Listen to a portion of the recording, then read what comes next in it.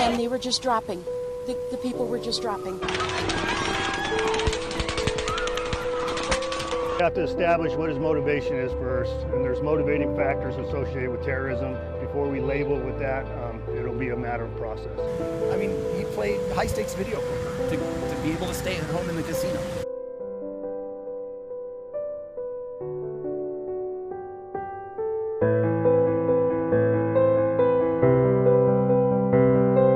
And what we are showing you behind me are the visuals of a shootout that has taken place in United States, Las Vegas. These are the visuals of an open venue concert that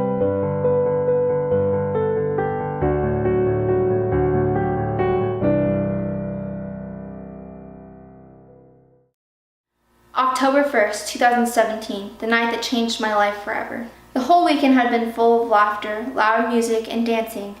I remember being the most excited for Sunday because one of my favorite artists, Jason Aldean, was scheduled to play. I'd never seen him live in concert before.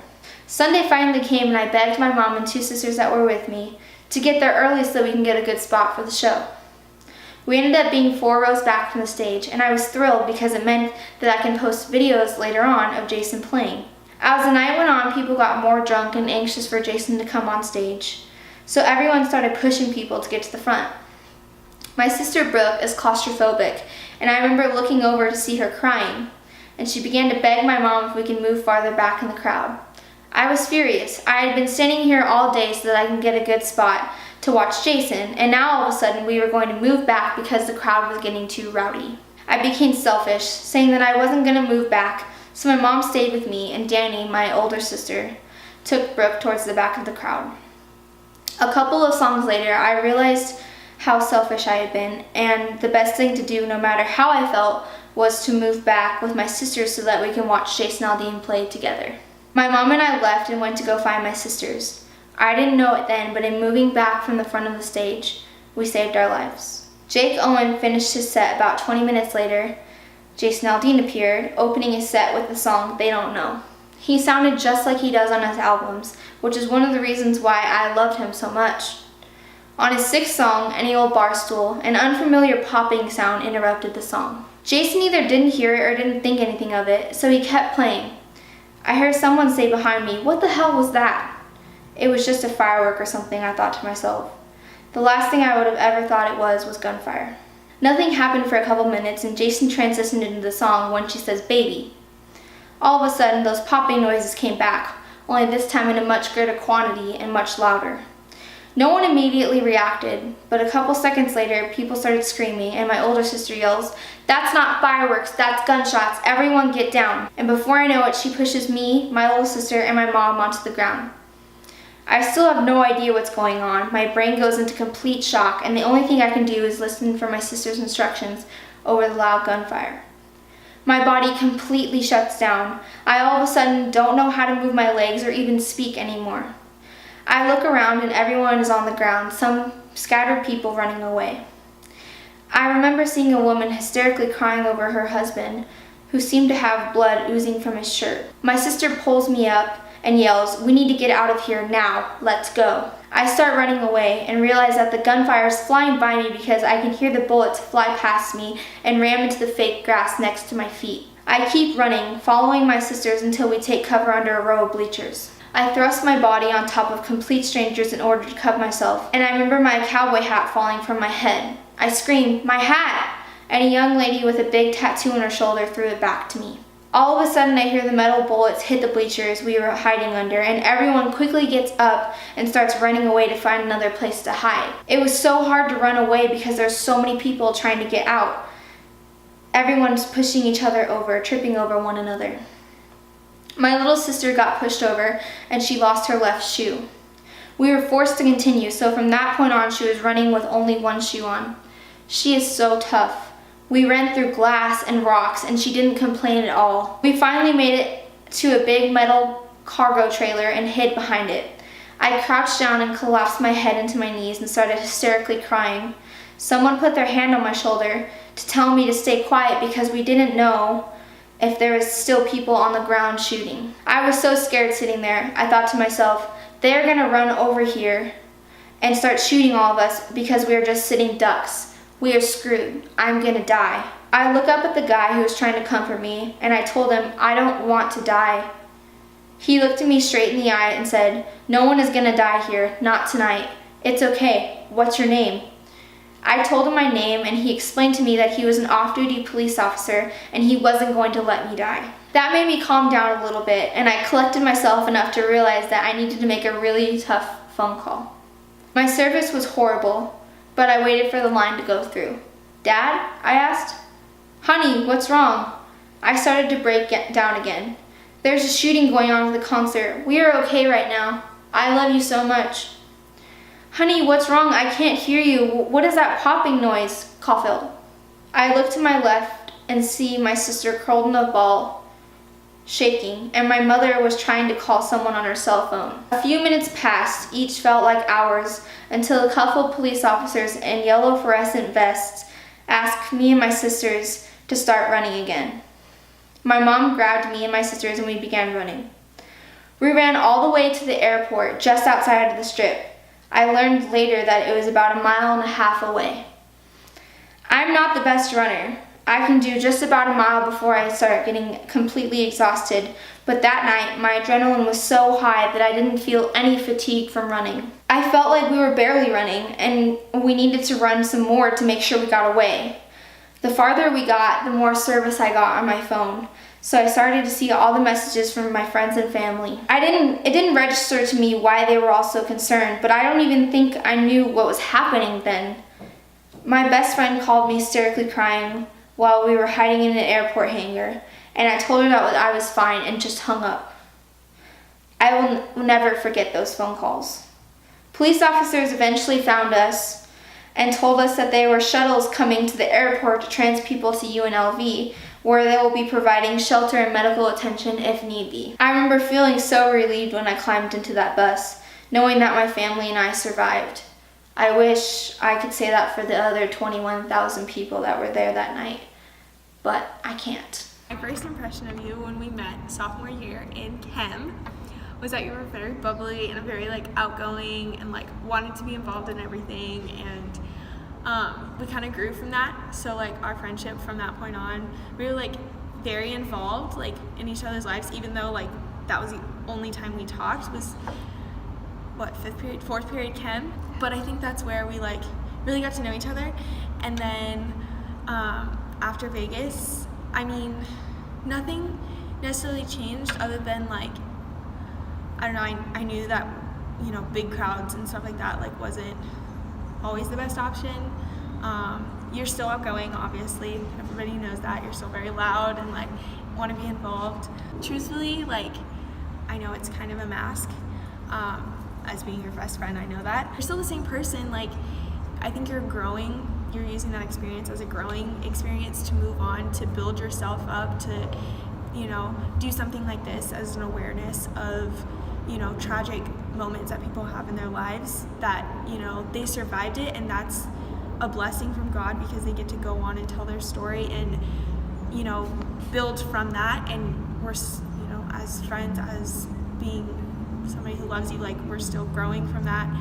Our friendship is building off of that. This was a huge moment to me in our friendship. We were close and we were checked in with each other every once in a while, but that night I saw on somebody's Snapchat that something about Vegas, and I was like, what the heck? So I remember Googling it, and nothing was coming up for a cool minute, and I was like, oh, okay, maybe she's okay. And then I realized what was happening once stuff loaded, and my heart kind of dropped because I didn't remember if Emily had told me whether they were staying that night or if they were leaving in the morning, and I couldn't remember if she said she was bummed if she was gonna see Jason or not, because I know that was why she wanted to go. So I remember texting her hey, please tell me you're home, and I didn't get a response for a while, so I immediately started praying okay, maybe she's just home and she's tired, because again it was 10 o'clock, so I was maybe she's already slept because I know she had a busy weekend. And she texts back in all caps no, I'm still here, there's like dead people everywhere, and that was the moment that I just like, my heart broke. And that was the moment that like I knew that like I loved you so much that like I could not bear for you or your family not to come back. And I just remember sitting in my bed, like I sat up and I was texting you like crazy, which probably wasn't the best idea. I just wanted to make sure like you were okay, and then I decided to call, which I didn't know if that was the best idea, because I didn't, you know, nobody knew what was happening. Nobody knew if it was on the ground or if it was coming from somewhere.